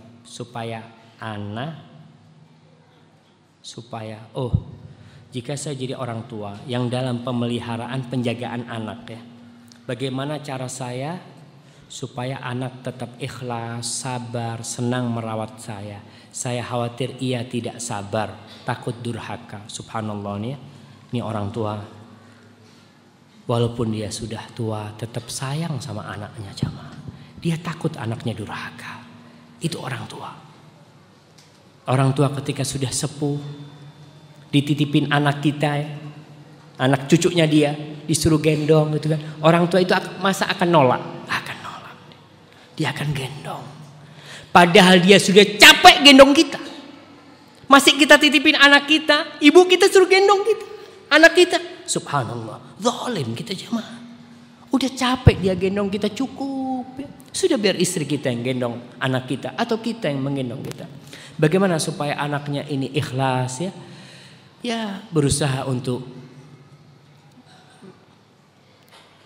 tidak meminta yang macam-macam kepada anak. Berusaha untuk menghibur dia, mendoakan dia selalu ya. Katakan kepada anak kita, puji dia, jazakallah khair nak, makasih banyak nak, kau sudah ngerawat bapak, ngerawat ibu. Terus mudah-mudahan dengan seperti itu anaknya akan ikhlas. Kemudian kita akan nak, mudah-mudahan anak-anakmu akan berbakti kepadamu nanti nak. Mudah-mudahan surga jadi tempatmu. Insya Allah anak kita akan ikhlas. Wallahu a'lam bishawab. Nah, ini pertanyaan terakhir. Membayar lebih dari harga barang adalah sunnah Nabi. Membayar lebih dari harga barang adalah sunnah Nabi. Siapakah kelebihan harga yang diterima karyawan? Hak pemilik toko atau hak karyawan? Kalau dia kerja sebagai karyawan dan sudah mendapatkan gaji, itu haknya siapa? Pemilik toko. Karena kita sudah mendapatkan gaji. Seperti para pegawai negeri yang dia dapat sogokan atau apa, kembalikan kepada negara. Terkadang dia susah menolak kan, kasih duit, nggak anak ikhlas lillahi ta'ala ngasih ente bantu anak. Anak sudah dapat gaji, ente ambil tuh. Kalau enggak duitnya itu kasihkan ke negeri kita. Hadza wallahu a'lam bishawab jemaah. Sekali lagi apabila yang anak sampaikan benar itu dari Allah Subhanahu wa taala, kalau ada yang salah dari diri anak sendiri, Allah dan Rasulnya terbebaskan dari kesalahan itu. Wassallallahu ala nabiyyina Muhammadin wa ala alihi washabbihi wasallam. Wassalamualaikum warahmatullahi wabarakatuh.